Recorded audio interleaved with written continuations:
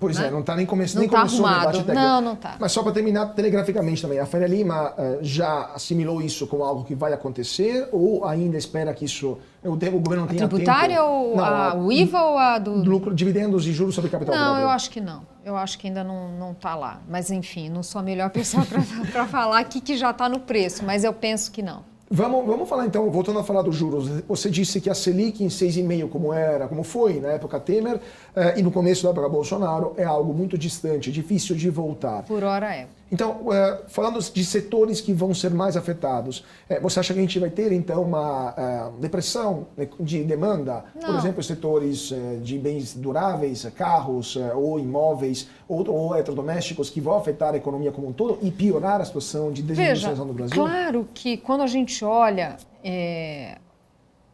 alguns setores são mais sensíveis a crédito e tal. Mas vamos pegar o seguinte, a gente já teve juros muito mais elevados e não é isso que impediu o crescimento do país lá atrás. O que eu estou querendo dizer é o seguinte, a política monetária é um instrumento de curto prazo, que gera ciclos de curto prazo e não é decisivo para a economia quando a gente pensa numa perspectiva de maior prazo.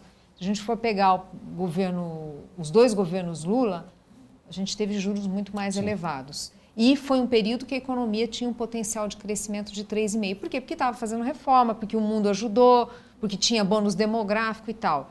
Então, assim, tem outras variáveis, quando a gente pensa numa análise de mais fôlego, tem outras variáveis muito mais importantes.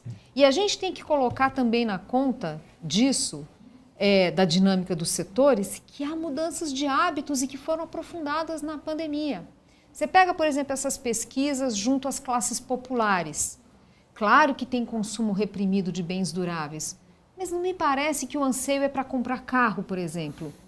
Querem muito mais ter acesso a determinados serviços, né? Então, você tem mudanças na dinâmica da sociedade e é óbvio que isso se reflete na dinâmica dos setores. Claro. Né? Então, assim, é muito importante que a gente amplie o horizonte aqui para analisar a economia do Brasil de forma muito mais ampla. Os juros é um pedacinho dessa história, né? Claro que se a gente ficar com juros muito elevados, isso vai gerando impactos, mas, de novo, não é o fator principal. E isso é um ponto importante. E outra coisa importante que é o seguinte, né? Eu falei da questão da qualidade da nossa mão de obra e tal. A agenda de cuidar da educação, cuidar das pessoas, cuidar do capital humano, também é importante para ampliar o mercado consumidor. Então, assim, esse olhar, ele precisa ser, e acho que deveria, a julgar pela própria preocupação tradicional da esquerda com questão social, está na hora de a gente estar discutindo mais educação e menos Banco Central.